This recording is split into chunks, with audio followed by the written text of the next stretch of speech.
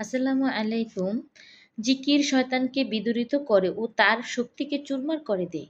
২. জিকির আল্লাহর সন্তুষ্টির কারণ। ৩. জিকির অন্তর হতে চিন্তা ফিকিরকে দূর করে ফেলে।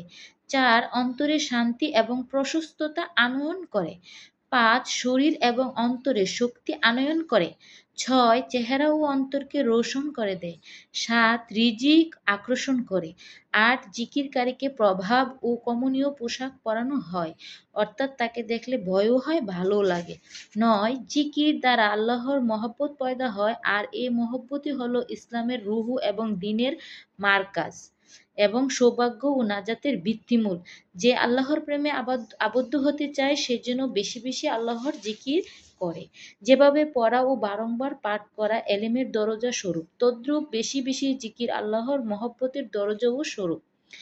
১০. জিকিরের সাহায্যে মুরাকাবা নসিব হয়, যা ক্রমান্বয়ে ইহসানের স্তরে পৌঁছে দেয়। আর এ স্তর পৌঁছাতে পারলে এমন ইবাদত নসিব হয় যেমন আল্লাহকেও দেখতে পাওয়া যায়। সুবহানাল্লাহ।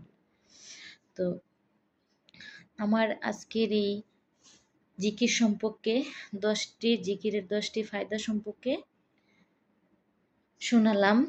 শুধু মহিলারাই শুনবেন, আর আমার এই চ্যানেলকে সাবস্ক্রাইবও করতে হবে না, লাইক কমেন্ট শেয়ার কিছুই করতে হবে না।